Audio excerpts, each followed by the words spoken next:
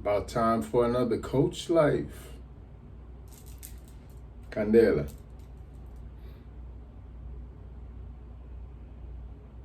There are often times in life, some might say always times in life, where change is at the forefront.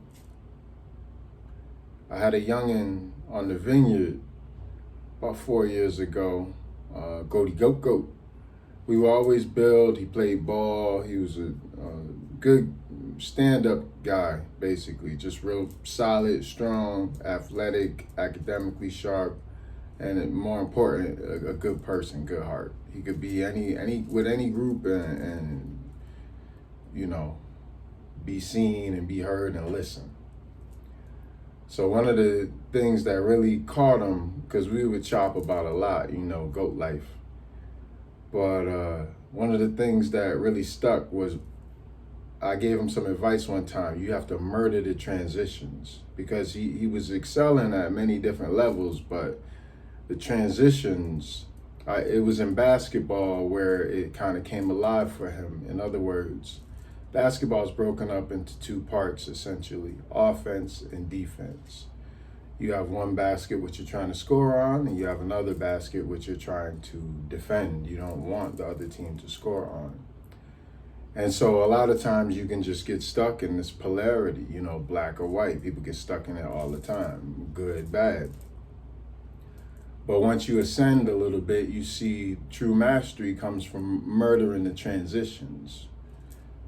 All of the times where it goes from offense to defense, black to white, yes to no, off to on, those add up to a big portion of the experience. And also, they end up being the most important moments. So an offensive player is going to do what they're going to do on offense, even if they're a liability on defense, and vice versa. But who's really murdering the transitions? Those are generally the super high IQ players, the people who can act off of instinct and intuition, because normally it's a split second, right? Shot goes up, doesn't drop, it's a rebound. The rebound in and of itself is a transition. Do you get it? Do you not? What do you do with it?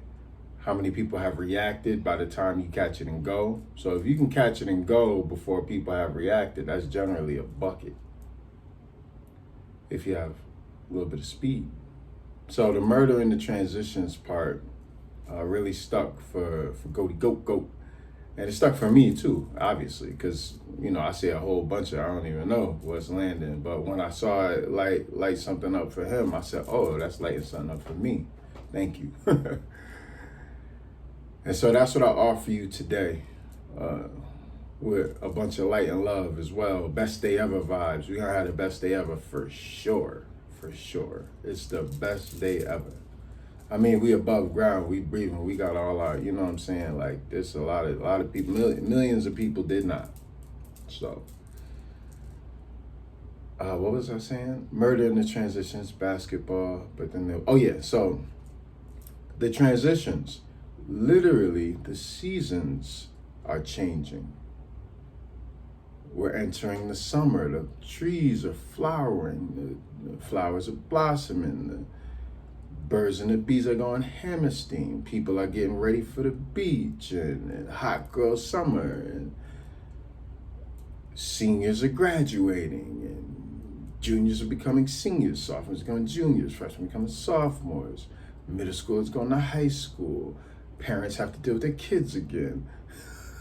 Teachers are free.